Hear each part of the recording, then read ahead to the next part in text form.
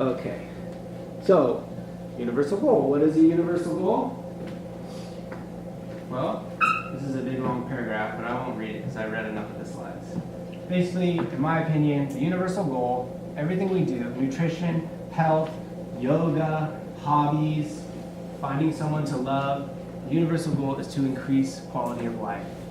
Maybe for yourself, maybe for those around you, okay? Everything in my mind can kind of funnel back to increasing quality of life, okay? All right, so how does music fit in? Well, some say that music is a part of every single culture on planet Earth that is woven into our evolution through spiritual ceremonies, war marches, community gatherings, okay? So again, you don't have to read all that, but basically, there are theories. I'll give you two examples. They both deal with a tribe of ancient humans that learns to drum, okay? So this is an example from Dr. Daniel J. Levitin. He believes that the tribe that can drum survived two main ways they could survive and therefore procreate and evolve. Okay, so if my tribe knows how to drum, and we're marching into war with your tribe, and we're in the woods, and 1,000 years ago or whatever, you will be pretty scared if we were playing really loud banging drums. You've never heard anything like this. It's not like today where there's radio and everything, right? We live in the woods in a small tribe in the middle of wherever you want to imagine, and we hear these loud banging drums. It could be 10-foot tall people. It could be giant elephants. Who knows? Your imagination is going to run wild, and you're going to be scared and possibly paralyzed by that fear, which would enable this tribe to overtake you. Okay, so that's one theory. Now, it's just a theory, but there is examples in history going forward that we do march into war with drums, right? I think of Turkish armies with loud kettle drums and trumpets, or British army playing marching snare drum. Okay? It's going to get your blood boiling a little bit. It's going to get you either scared or something. Okay, so that's one theory. The flip side of that would be, if my tribe knows how to play drums, we can stay up at night and light a big bonfire and bang the drums and make noise and dance, and we're saying to all the tribes in the area, hey, we're here, we're awake, don't come mess with us. Okay? Just saying, don't come try to attack us in our sleep. We're ready for you. All right? So again, those are just theories of how we may have evolved as such musical people, because we know now that we are very musical people. And today, flashing forward, we live musical lives. The womb is a sound environment. I know this pretty well because my wife just had twins in October, so I read up. Thank you very much. So babies begin to hear mom's heartbeat, voice, and loud external sounds at just 16 weeks into pregnancy. Inside the womb, you haven't even come out yet, and you're already experiencing sound, vibration, maybe rhythm. Okay, well, definitely rhythm from the heartbeat, but maybe music, I guess. Okay. Now this is kind of arbitrary here, but if you think about it, due to recorded music, we hear way more music by the time we reach, just a few years old, than someone back in, say, Mozart's time would have heard in their whole life. The only way they could hear music was to have it performed live. Even if they played an instrument, they still, playing music all the time, would not hear as much as we hear from radio, TV, movies, on and on and on, right? Okay. In hospice, we are taught that hearing is one of the very last senses to go when a patient is passing on as well. Okay?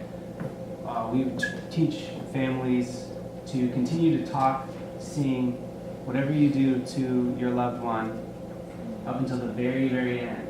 Okay? Even when it seems like they're not responding at all, you keep talking to them, telling them you love them, they're doing a great job, that they're going to be okay. All right? Now, this you can take this however you want, but Barbara Carnes is pretty famous in the world of hospice. She's the author of The 11th Hour and Gone From My Sight. And those are kind of like, okay, I might be dating myself here, but do they still have those little blue books when you take tests? Okay, they had them in Northridge in 2012 or whatever. So they look like that. They're just these little books, but they pretty much are given to every family who has a loved one entering into hospice care. Okay, so she's She is one of the pioneers of hospice in the United States. And by the way, if you are not familiar with hospice, it is a wonderful, wonderful thing. Everyone is entitled to it, okay? And it is very holistic, okay? The team consists of social workers, chaplain for spiritual needs, if that's something you want. We have music therapists, massage therapists, when it's appropriate, art therapists, okay? And also, of course, nurses and doctors, okay? A whole team working for, and it's also cool because it's not just the patient, it's the whole family, okay? Social factors are in holistic treatment, right? Okay, so back to Ms. Carnes. She recommends that you continue talking to the patient up to 10 minutes after they have died. Okay? So again, you can take that or leave that. I'm not trying to get into anyone's personal beliefs, but she's seen enough in over 25 years of sitting at the bedside of patients who are passing on to believe that you should keep talking to them for another 10 minutes. So just, food for thought. Okay. All right. So, moving forward now, I want to kind of get back to the title and what I said, which is mind, body, and spirit, okay? Okay, so for the mind, we could be talking, you know what, let's break it up. I skipped something earlier. Let's do a little something. I feel like I'm putting you to sleep. Can you sing with me? Find a note in this. This is the C major chord.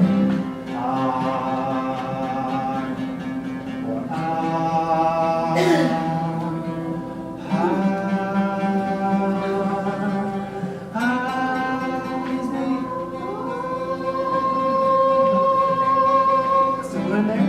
Okay, take a deep breath. I know I'm getting dry. Take a breath. Okay, we're in a big enough group here that hopefully if we can all breathe and take breaths at different times, we can keep that going, okay?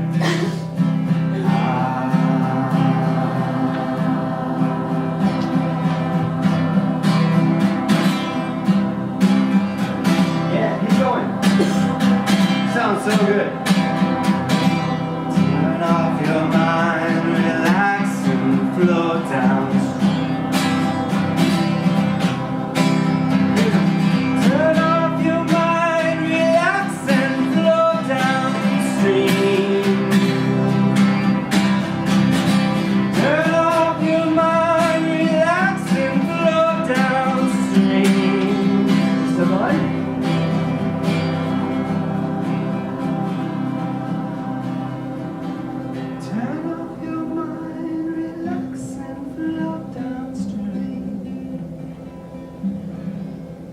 Nice, thank you everyone.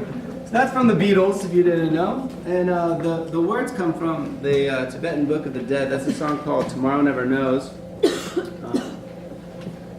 Anyways, that was supposed to be part of the singing bowl part. I just wanted to bring it back in to keep us awake and involved in music for a minute. So let's start with the mind, okay? So mind, body, and soul. Don't worry about that. I just want to make sure I've gotten far enough. Okay, so this could be lyric analysis, okay? Here's an example for elderly folks. I might play a song like Moon River, okay? Which I don't know if I can remember right now. Moon River, wider than a mile, right?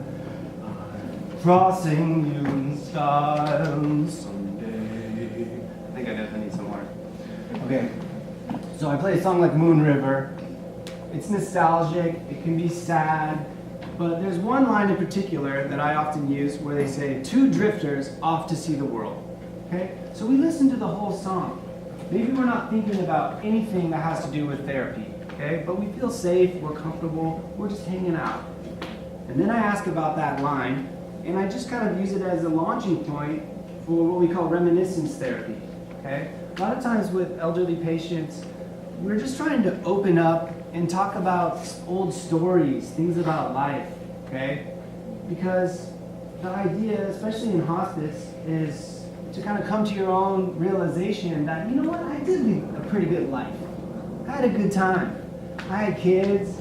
I went to Bangladesh that one time in my 20s, and so you reminisce and you feel good, and hopefully it can help you find just any shred of peace as you're preparing for the end of life, because that's just, I feel like I'm talking about the end of life a lot, but it is something that we all have to face eventually, right? So it's important to kind of be able to just step back and think about the good times, okay? Enjoy the passage of time, James Taylor would say, okay?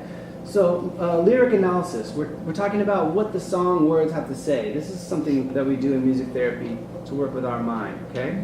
It could be music and imagery, listening to different pieces of classical or jazz music that have no words, okay? Again, this is an example, and discussing what types of images you see.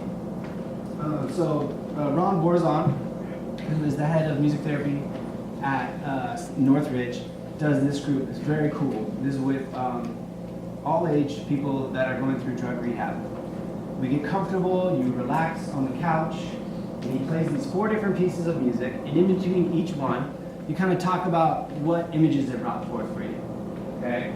One of them is from West Side Story, but with no words. One of them is a classical piece.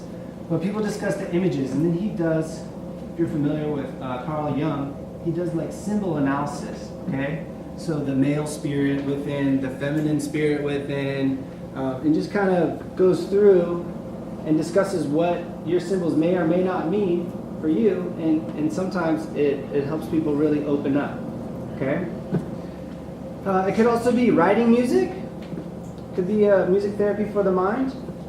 Self-expression can be very cathartic, we know, and